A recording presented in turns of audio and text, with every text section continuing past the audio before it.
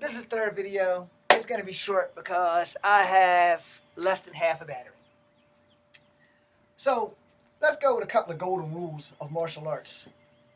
And then we're going to end this video because I don't have enough battery to get facts out completely. First time I ever took a martial art, I was taught freestyle karate. First rule I was taught in that class was never underestimate somebody because of how they look. Respect the fight. Respect the fighter. Respect the style. Those are things you need to get a hold of because not all styles are the same. They all relate, but they're not all the same.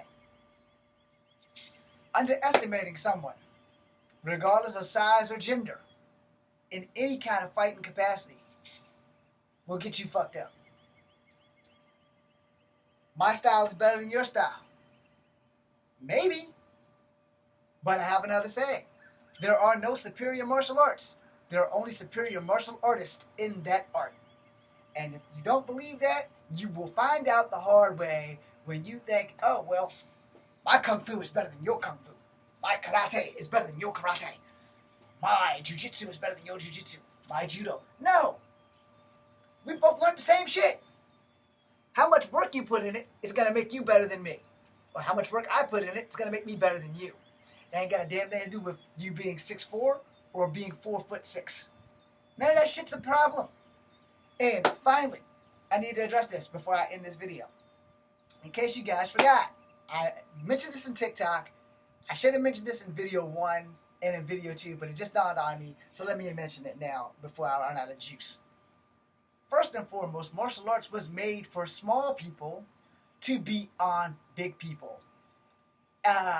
Silk trade, barbarians at the wall, kung fu, and most martial arts was designed for little Asian man to beat a giant European man or a giant black man or a giant any other man that was not of Asian ethnicity. But y'all fail to remember this shit when we're talking about size. So in my TikTok, I mentioned it. So let's get it before my battery runs out.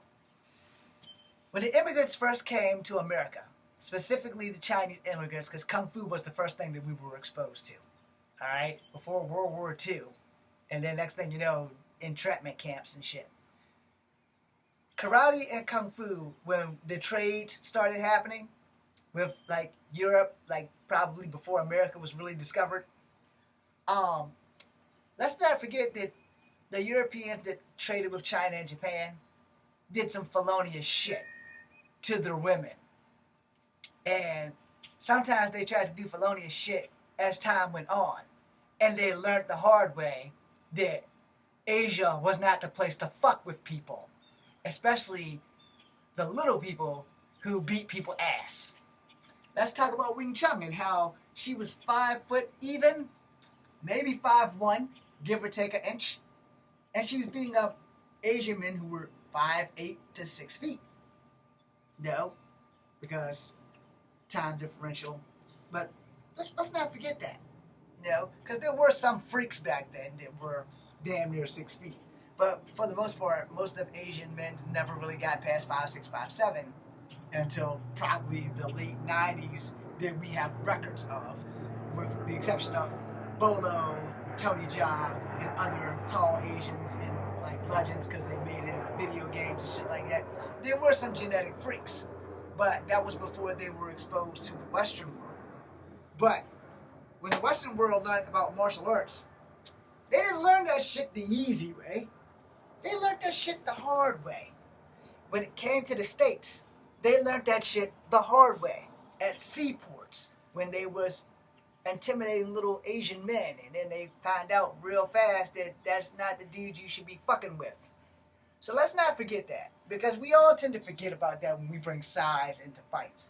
We tend to forget that the first few Asian immigrants that came here that was like maybe 5'6", 5'5", was beating the fuck out of Navy sailors and other soldiers, which is why government officials approached them to incorporate martial arts into the military.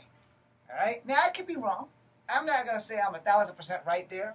But let's not forget how small these Asian men were they were fucking up these giant ass men who were not of Asian ethnicity, meaning blacks and whites, when they would fuck with people in Japan. Which is why when you got into certain port cities in Asia, they had certain soldiers that you were only allowed to go in certain places because other soldiers fucked it up for us, so that we couldn't go in these places because they kept trying to start fights. And I think they're called international incidences. Y'all should probably Google those, because there were a lot of international incidences before World War One and Two and stuff like that. And then when they started incorporating martial arts into the military, they knew right then and there that once they started teaching Americans martial arts, that this shit was gonna fuck the game up. That's why everybody had gave Bruce Lee a hard time when he wanted to teach martial arts to everyone. He wanted to show the world the beauty of Chinese Kung Fu.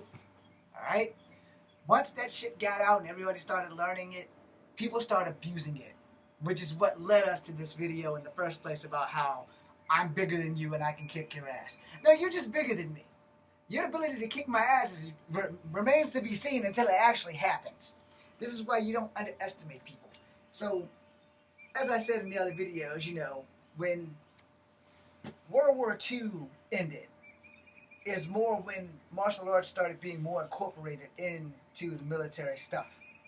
And now when you go to the military, you have options depending on your drill sergeants. When I was in Bravo, we learned Taekwondo. I wasn't in Gulf but a day and a half, so I don't know what the fuck they were teaching. But I do know that when I got to Delta, we learned Brazilian Jiu-Jitsu. So since I already knew Taekwondo, I wasn't worried about that shit. I didn't know Brazilian Jiu-Jitsu. I knew Jiu-Jitsu, where you're standing up and you're putting people in arm bars. I knew Judo, where you're standing up and you're throwing people on the ground because you push, I pull, I reverse the polarity of your course, and I body slam you with a judo throw. But that also, in case you don't know, judo was made for tiny guys like me to throw gigantic guys around like rag dolls.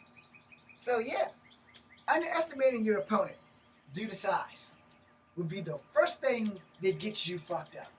Don't ever let somebody tell you just because they're bigger that they are better. It works both ways. Just because I'm smaller doesn't mean I'm better. But understand this. You get out of martial arts what you put into it. If you don't live, breathe, eat, and sleep that shit, and you go against somebody who does, regardless of, you being bigger and him being smaller, or him being smaller and you being bigger, or him being bigger and you being smaller, whatever you put into it is what you're going to get out of it. And if you're not willing to fully commit to this shit, then you're just talking shit. Now, every teacher has a different style of teaching. You have to understand that too. But most importantly, if your teacher isn't investing in you, in your learning, then you don't have a good teacher. Your teacher needs to take all of his worst students and invest most of his time in them. If they're not investing in you because you're doing very well, then he's not a bad teacher. He just knows that you got this shit. Where the other guys don't have this shit.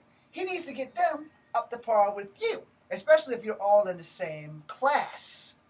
Because he wants to get all of his weak students up to par with all of his strong students, so that way you guys will be a cohesive unit. And then when y'all go to the next level, they will be with you versus behind you.